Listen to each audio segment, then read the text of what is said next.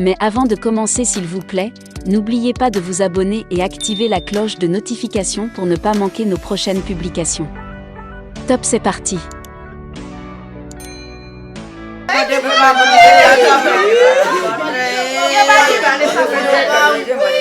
L'émotion est grande au visage des membres de sa famille et connaissances. Jacques Ayenga Muongo, 68 ans, maire, criblé de balles ici au Ropwe Kakuba, à commune de Boulenguera, à ville de Butembo, par le bandit aux environs de 20 heures. La victime, à destination de sa résidence, était déjà dans sa voiture. Il s'est fait surprendre par les hommes armés qui lui mettaient des balles dans sa tête. Kambale Hassani, l'un de ses fils, exprime sa douleur de perdre son père dans cette voie de tuerie par balle. Il appelle les services habilités à mettre la main sur ces hors-la-loi.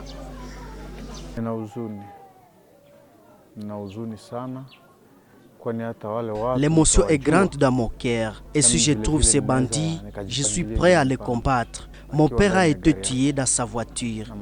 On lui a criblé beaucoup de balles. Très choqué par ce énième cas d'assassinat, John Kameta, président de la société civile noyau de la commune de Boulenguera, dresse un bilan de 39 civils tués dans les circonstances de l'insécurité durant l'année 2022.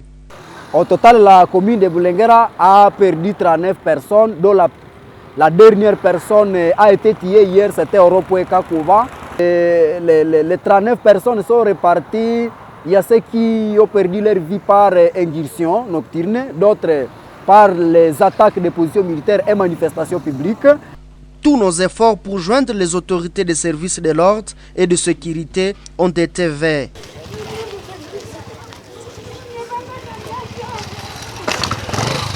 Ces civils ont été libérés lors des bombardements des différents bastions des ADF à Beni et Roumou. Ces offensives menées depuis 3 mois ont permis de réduire les mouvements des ADF dans des zones sous contrôle des forces de la coalition FARDC et UPDF, affirme le lieutenant-colonel Makazoukai, porte-parole des opérations conjointes. L'ennemi avait une arme redoutable qui est la bombe artisanale. Chaque fois qu'on pouvait essayer d'avancer, ces bombes-là nous faisaient beaucoup de mal et nous avions pensé procéder par le pilonnage ou le bombardement de campements de l'ennemi. Et ça a donné des fruits. Si nous pouvons rapidement faire le calcul, à moins de 3 mois, nous avons réussi à délivrer 91 otages.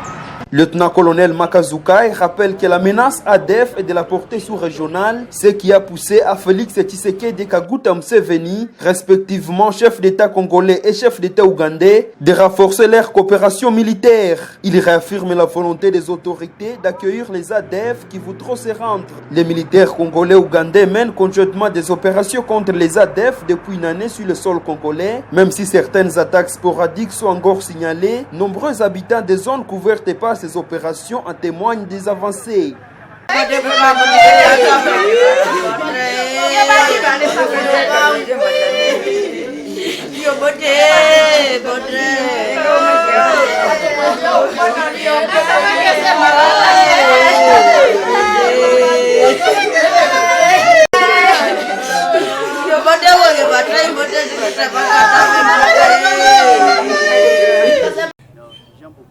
Jambo sana. Pole sana na magumu, sisi ni wapasha habari.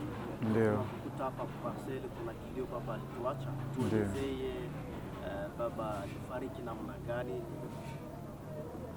Baba alifariki kwa kupitia masasi, alipigwa risasi akiwa ndani ya gari na mpaka pale hatujajua wale watu ambao walimpiga masasi.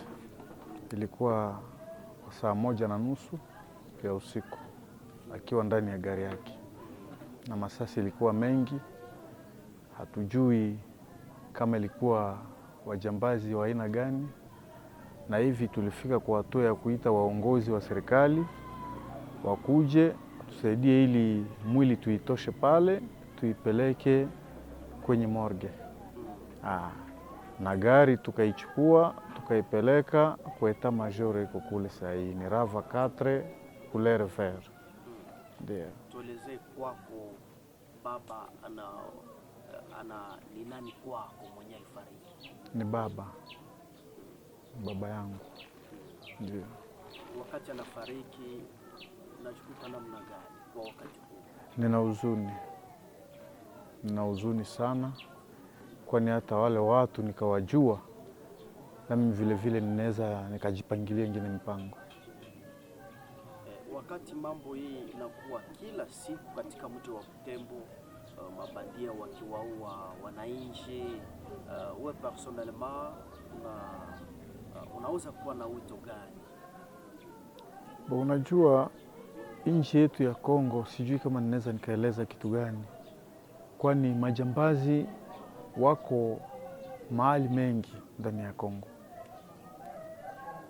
Kuna watu ambao wana machuki mbalimbali, sijui kama anaweza kufitinia kuhusu kitu ambao amekuona nakyo. Kwa hizo njia hatujui kama huyo mtu anaweza akakufuatilia kwani amekuona na kitu fulani, kwani amekuona swate na gari, swate amekuona na nguo nzuri. Yoyote inaweza kuwa shida. Inakuwa shida yoyote. Yote ni shida kabisa. Baba ambaye alifariki, kwa majina yake ni nani? Majina yake anaitwa Kambale Jean Kayenga Muongo. Baba Kambale, tunaweza jua na watoto ngapi? Watoto wote wanafika 7. Ndio. Mama akingali hai naye? Angali hai. Na watoto wote wako hai? Ndio. Nawe pia kwa majina yako ni nani? Mimi naitwa kwa jina la Kambale Hasani. Ndio. Basi, pole sana. Ndio. Mu commune ya Bulengera, bila sécurité yetu tuweza kupresenter ilikuwa évalué à 39 personnes mortes, na wa 39e personne alikuwa jana muropo ya Kakuba quartier Wayene mapande ya ma 20h, na ile 39 iko reparti selon que tuliweza kuikategorize. Tuliweza kupata 9 personnes ambayo iliweza kukufa par maingirsion, donc mabandia wana décider kuingia nyumbani mwa mtu na wanampiga masasi. Parmi les 9 personnes kulikuwa wamama wawili wajawazito ambao waliweza kupata masasi na wakafariki wakiwa na mimba. Apare ile maingirsion, kunakuwa maatake za maposition militaire vile na manifestation publique. Tuliweza kurepertorier 14 personnes. Parmi les 14 personnes kulienda kuwa wa civil, kulikuwa wa agent de sécurité, kulikuwa vile waasaya ambao walitaka kuya atake maposition na wanapata masasi. Apart ile atake maposition militaire, kunakuwa makaza ma justice populaire. Tuliweza kupata watu 8 ambao walipoteza maisha yao kupitia ile makaza ma justice populaire. Ni kusema population inabana bandia na inamchoma pale. Apare makaza ma justice populaire, tuliweza kurepertorier watu 6 ambao waliweza kujitundika katika komini ya Bulengera. Parmi wale watu 6 kunakuwa watoto wawili wa mwede Kenza ambao walijiua kupitia kamba, kitu ambayo tusikitisha paske watoto wakati wanajiua tunakosa kama ni nini ilikuwa chanjo ya hiyo. Na tuliweza kupata mtu mmoja, maiti ya mtu mmoja katika komini ya Bulengera, principalement mu quartier Kimbulu. Donc a terme bref, mu total tunaeneza 39 personnes ambao waliweza kupoteza maisha mumanjia vraiment ambazo zilitustula kama societe civile. Kwa hiyo sisi waongozi wa societe civile tunaita wa autorite ambao wanakuwa na manda ya kutuchunga waweze kuangalia strategie gani watatia a place kusudi 2023 hiyo makaza za assassina, makaza ya securite ziweze kupunguka bwana journaliste. Mais aussi tunaita population ya commune ya Bulengera waweze vile kukuwa na ile habitude culture ya kudenoncer wakati bandia anaingia kwako, wakati agent de sécurité ana violer droit zako, inaomba unaweza kudenoncer avant l'etat. Na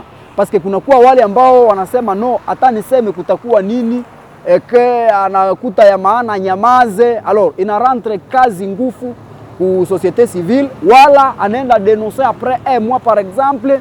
Donc ni ya muhimu wakati unaona agent de l'etat, agent de sécurité ana violer droit zako, kusema mbele ya wakati kusudi tuweze kuona namna gani kufuatilia ile mambo ikiwa na ingali vraiment moto bwana journalist.